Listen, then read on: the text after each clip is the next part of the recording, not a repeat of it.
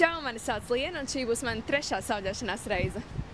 Čau, jaunas sejas, mani sauc Liena.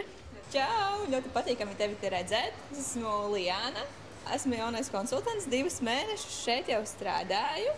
Mans hobijs ir skriešana, un tagad es ikdienā arī skrienu pa šīm kabīnītēm. Un es redzu, ka tev jau ir smuks iedegumiņš pēc pirmajām reizītēm. Es tagad lietoju akceleratoru, un man ļoti patīk smaržģiņa. Runājot par krēmiņiem, es parādīšu tev nākotnes krēmiņus, kurus tu varēsi izmantot turpmākajās reizītēs ar bronzerīšiem. Ir tumšie bronzerīši un ir dabīgie bronzerīši.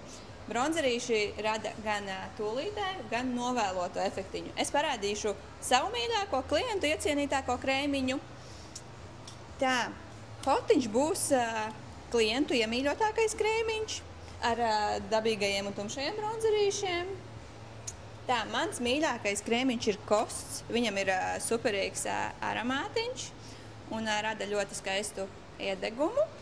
Un no tādiem vidējiem krēmiņiem pieprasīts klientiem ir arī šis, arī ar tūlītēju un novēlotu efektiņu. Un kāpēc šis krēmiņš ir tavs mīļākais? Kostiņš ir mans mīļākais krēms dēļ foršās konsistences. Viņš ir diezgan šķīdrs. Man patīk viņa aromāts. Viņš smaržo pēc bērza mizas. Skatoties pēc mana ādas toņa, kā tev liekas, kurš bronzeris būtu piemērots man vislabāk? Es visbiežāk klientiem redzu 3 ādas tipus. Viens ir brūnīgais ādas tips, viens ir dzeltenīgais un viens ir rozīgais, bet tev es redzu, ka ir brūnais ādas tips. Bet par cik es zinu, ka tev ir akselātora pudele, es laidīšu tevi sauļoties un gribēšu redzēt rezultātus. Pēc otrās reizītes es pamanīju, ka es esmu palikusi daudz brūnāka un man pat nebija jālieto tonālais. Mani sauc Liena un tā es izskatos pirms 3. sauļošanās reizes.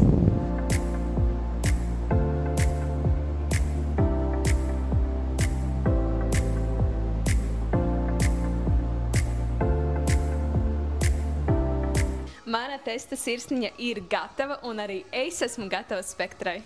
Tā! Paskatīsimies uz manu testa sirsniņu. Wow! Šī bija mana 3. reize, un es dodos pie Lianas pierakstīties uz 4. reizi.